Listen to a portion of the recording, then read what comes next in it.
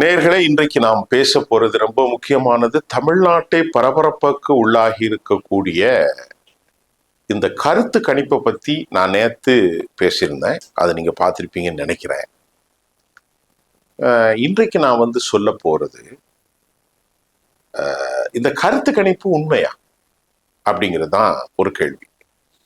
எல்லா கருத்து கணிப்புகளும் வருவதற்கு முன்பு நான் தனியாக என்னுடைய கருத்து கணிப்பை நேற்று மாலை 3 மணிக்கு ரெக்கார்டு பண்ணி போட்டேன். இன்னைக்கு வந்திருக்கக்கூடிய கருத்து கணிப்புகள்ல ஆக்சிஸ் ஒரு கருத்து கணிப்பை சொல்லுது. அது இல்லாமல் ஒரு 3-4 கருத்து கணிப்புகள், என்டிடிவி, பீப்புள்ஸ் பப்ளிக், ஏதோ ஒரு அந்த இது சாணக்கியா, இந்த மாதிரி ஒரு 3-4 கருத்து கணிப்புகள். திமுக 124 இருந்து 160 தொகுதி, 144 தொகுதி பிடிக்கும். அப்புறம் அண்ணா திமுகவுக்கு 2 ஒரு அது பெரிய அட்ரஸான வெப்சைட் இல்லை, அவங்களும் அண்ணா திமுகவுக்கு 2 இடங்களை 2 கருத்து கணிப்பு ஏடிஎம்கேக்கு ஃபேவரா பேசியிருக்கிறாங்க. இதெல்லாம் விட ஒரு கருத்து கணிப்பு ஆக்சிஸ் மை இந்தியா, இந்தியா டுடேனுடைய அலைன்ஸ் 120 சீட்டை விஜய் பிடிப்பார் அப்படின்ட்டு சொல்லியிருக்கிறாங்க. இது ஒரு பெரிய பரபரப்பாக இருக்கிறது. கருத்து கணிப்புகள் என்ன? இது கருத்து திணிப்பா, கருத்து கணிப்பா? ஆக்சுவலி கள நிலவரத்தை நாங்க பார்க்கிற போது எல்லா இடங்களிலும் விஜய்க்கு தான் ஆதரவாக தெரிந்தார்கள். பெண்கள், இளம் பிள்ளைகள், இதெல்லாம் முதல் தரம் வாக்களிப்பவர்கள் எல்லாருமே அப்படிதான் சொல்லியிருந்தாங்க. ஆனா இப்ப நமக்கு கிடைக்கக்கூடிய தகவல்ல, இப்போ திருப்போரூர்ங்கிற பக்கத்துல திருப்போரூர் அந்த தொகுதியில 9 முறை யாரு வெற்றி பெற்றார்களோ அவர்கள் எங்க இருந்திருக்காங்கன்னு சொன்னா ஆளும் கட்சியினுடைய வேட்பாளராகத்தான் இருந்திருக்கிறார்கள். ஒரு தடவை டிஎம்கே ஜெயிச்சா டிஎம்கே ஆட்சிக்கு வரும், அதிமுக ஜெயிச்சா அதிமுக ஆட்சிக்கு வரும். இப்படிதான் அங்க நடந்திருக்கு 9 முறை. அங்க போய் பிரணாய் ராய் ஒரு என்டிடிவியினுடைய நிறுவன தலைவர், இந்தியாவில் முதல்ல அந்த கருத்து கணிப்பு சிஸ்டத்தை கொண்டு வந்தவர், லண்டன்ல படிச்சவர், நல்ல மனிதர், அருமையான மனிதர். அவர்கள் சென்று மக்களை சந்திக்கிறார்கள். அவர் தன் கருத்து கணிப்புல என்ன சொல்றார் அப்படின்னா, பெரும்பான்மையாக இளைஞர்கள், இளம் வயதினர், பெண்கள் எல்லோருமே விஜய்க்கு ஆதரவாக இருக்கிறார்கள். மத்திய வகுப்பினர் 40 வயது அதுக்கு மேல உள்ளவங்கெல்லாம் அவர்கள் வழக்கம் போல் கட்சிக்காக அதிமுக திமுக இருக்காங்க அப்படின்னு அவர் தனது யதார்த்தத்தை முடித்து விட்டார். ஆக்சுவலி உண்மையாக இந்த கருத்து கணிப்புகள்ல 144 இடங்கள் டிஎம்கே ஜெயிக்கும், மீதி இடங்கள்ல டிஎம்கே வெற்றி பெறாது. அப்படின்னா யார் வருவா? அப்படி ஒரு கேள்வி வரும். 160 இடம் போனா மீதி ஒரு 77 இடங்கள்ல அதிமுக 50-65 இடம், தாவேகா 4-5 இடம் அப்படின்லாம் போட்டிருக்காங்க. ஆனா ஒரு விஷயம் உண்மையா தெரியுது, அவங்க என்ன போட்டாலும் என்ன போடாவிட்டாலும் முக்கியமாக நாம் பார்ப்பது என்னவென்றால், இந்த முறை முதல் வாக்காளர்கள் ஒரு 15 லட்சம் பேர், முதல் தலை வாக்காளர்கள் ஒரு 15 லட்சம் பேர். அதே போன்று இன்றைக்கு 30 வயசு 35 வயசுல இருக்கக்கூடிய பெண் பிள்ளைகள், அவர்கள்லாம் ஒரு 15 வருஷத்துக்கு முன்னாடி விஜய் படத்தை பார்த்திருப்பாங்க. விஜய் படம் 15 வருஷத்துல அவர் நல்லா இருப்பார், அவர்கள் ஃபேனா இருப்பாங்க. அந்த மாதிரியான ஒரு 40 வயதுக்கு உள்ள பெண்கள், 32 வயது ஆண்கள், இப்படி எல்லாருமே விஜய்க்கு ஒரு பெரிய ஃபேனா இருக்கிறாங்க. விஜய் ஃபேனா இருக்கிற காரணம் இதுதான் ஒண்ணு. இரண்டாவது, விஜய்க்கு திமுக எதிர்ப்பு பத்தி நேத்து நான் என்னுடைய தனிப்பட்ட கருத்து கணிப்பை சொல்லிட்டேன். இன்னைக்கு அந்த கருத்து கணிப்பை சொல்லல. இப்ப இந்த கருத்து கணிப்பு சரியா அப்படின்னு பார்க்கிற போது எல்லா கருத்து கணிப்புகளும் மெட்ராஸ் மண்டலத்துல ஒரு 37 சீட் இருக்கு. சென்னையில மட்டும் 16, சென்னை புறநகர்ல 16, 17, ஒரு 18-19 சீட் இருக்கு. 20 சீட்டு இருக்குன்னு வைங்களேன். 20, 17, 37, 20, 21, 16, 37. இப்ப இந்த 21 சீட்டு சென்னை அல்லாமலும் சென்னை மண்டலத்துக்குள்ள வருது. அந்த கருத்தை அப்படி பார்க்கிற போது டிஎம்கே 36%, அதிமுக 29%, தாவேகா 28%, திமுக 38%, அதிமுக 32%, தாவேகா 30%. இப்படிதான் வராங்க இந்த மெட்ராஸுக்குள்ள. அது திமுக ஆதரவான மின்னம்பலம் அப்படிங்கிற ஒரு வெப்சைட் எடுத்தாங்க. அப்போ தமிழ்நாட்டுல ஒரு 3வது ஸ்ட்ராங் போர்ஸ் உருவாயிட்டு. இந்த கருத்து கணிப்பின் மூலம் என்ன தெரியுதுன்னா, டிஎம்கே 144 ஜெயிக்குது, 160 ஜெயிக்குது, 133 ஜெயிக்குது, 24 ஜெயிக்கிறது, அது தனி. அதிமுக 60, 85, 32, 22, 55 இப்படி நிறைய வருது. 2 இதுல அதிமுக 144, 127 போட்டிருக்காங்க. இது நம்ம நம்புறதுக்குள்ள விஷயம் இல்லை. ஆனால் ஒரே ஒரு கருத்து கணிப்பு தான் அண்ணா அறிவாலயத்தை தூங்க முடியாமல் ஆக்கியிருக்கு. அது ஆக்சிஸ் இந்தியா டுடே கருத்து கணிப்பு தான். 98 120 தொகுதிகள் விஜய்க்கு கிடைக்கும்னாங்க. 117 தொகுதி எடுத்தாச்சுன்னா அவர் வெற்றி பெற்றுவார். இது 98 தொகுதிகள் அவருக்கு கிடைச்சிரும், அல்லது 110 கிடைக்கும், ஆனா 120 வரைக்கும் கிடைக்கும். டிஎம்கே 92 110 தொகுதி தான் வரும் அப்படின்னு அவங்க போட்டாங்க. இது பெரிய பரபரப்பு. ஏன்னா அவங்க நேஷனல் லெவல்ல உள்ளது. குப்தா அப்படிங்கிறவர் தான் அதனுடைய தலைமை பொறுப்பில் இருக்கிறார். அவருடைய அணி எடுத்ததில் திராவிட முன்னேற்ற கழகத்துக்கு பெரிய சரிவு, டிக்ளைன் அப்படிங்கிற கருத்து கணிப்பு இன்னைக்கு ஒரு திமுக வட்டாரத்தை அலறி அடிக்க வைத்திருக்கிறது.